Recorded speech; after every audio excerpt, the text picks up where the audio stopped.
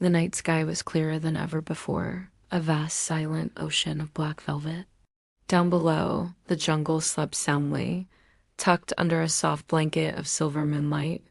On the riverbank, Mowgli lay beside Shanti and Baloo, their eyes fixed on the brilliant display above. Mowgli's voice was barely a whisper, filled with wonder. Have you ever wondered what the stars are? Baloo let out a great rumbling yawn, his voice thick with sleep. That's easy, little britches. They're tiny drops of honey, just too high for a bear to reach. Shanti laughed softly, her eyes sparkling just like the lights in the sky. I think they're more like wishes, she said. Little floating lights that never ever fall. As they watched, a single brilliant star streaked across the darkness, its fiery tail reflected perfectly in the smooth, dark water of the river. A slow smile spread across Mowgli's face. Look, he murmured, a river in the sky, and a sky in the river, but the magic of that night didn't last. In the nights that followed, a strange quiet fell over the jungle. The stars, once so bright, began to grow dimmer, their light weakening until they were just faint pinpricks. The owls in the high branches hooted nervously, their calls echoing through the unusual darkness. Even the fireflies, usually a dancing constellation of their own, flickered weakly, their glow fading. The jungle felt heavy, submerged in a deeper shadow than anyone could remember. Bagheera, ever observant, stood on a high rock, his brow furrowed with concern. His voice was a low growl. The stars above are fading, he observed, and so are their reflections below. The river no longer mirrors the sky. Nearby, King Louie squinted at the dark water, scratching his head. Baby, this is a drag. Even the sky's losing its groove. Mowgli knelt at the water's edge, dipping his hand into the still, cool surface. The ripples spread out, but there were no starlights to shatter and reform. He looked from the dark water to the dim sky, a thought forming in his mind. Maybe, he began slowly, maybe the sky needs us to shine for it this time. Determined to find an answer, Mowgli led his friends deep into the oldest part of the jungle, to a place where ancient trees twisted together and moss hung like long gray beards. There, half hidden by vines, they found a large, flat stone. Its surface was covered with intricate carvings that seemed to pulse with a faint, otherworldly glow. As they drew closer, Kaa slithered down from a thick branch, his voice a sibilant, ancient whisper. Old legends say, when the jungle forgets to look up, the stars forget to shine. Baloo blinked, scratching his side.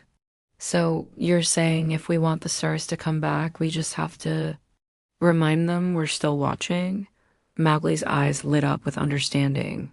He nodded firmly. Exactly, Papa Bear. We need to show them we haven't forgotten. His voice grew stronger, filled with a newfound purpose. Let's make the jungle brighter than it has ever been before. The word spread like a wildfire of hope. From every corner of the jungle they came. The mighty elephants, their steps shaking the ground. The mischievous monkeys, chattering with excitement. The wolf pack, moving as one silent shadow. And flocks of birds, their wings rustling in the air. Even the people from the nearby village heard the call, arriving with armfuls of torches and handmade lanterns, their faces lit with curiosity and warmth. Soon, the riverbanks, once dark and silent, were alive with a soft, flickering glow. The plan was simple, yet beautiful. Together, they began to place hundreds of floating lanterns onto the river's surface. Each lantern was a small vessel of hope, carefully crafted from leaves and twigs. Inside each one, they placed a wish, drawn with the juice of jungle berries or etched onto a leaf, all glowing under the soft light of the rising moon. Shanti placed her lantern on the water, watching it join the growing flotilla. She whispered, "For hope." Baloo chuckled, placing his with a happy splash. For honey, he beamed. Mowgli was the last. He watched the lights bobbing on the current before adding his own, his voice a soft prayer to the night. For all of us, the river transformed.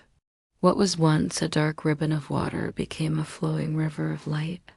Hundreds of golden points drifted downstream, merging and weaving together until they formed a breathtaking constellation on the water, a river of man-made stars flowing beneath the dim sky. And then something miraculous happened.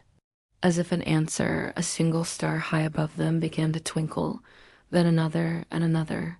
Louis's jaw dropped. "Would you look at that, baby?" He gasped, pointing a finger to the heavens. The sky's dancing with us. It was true.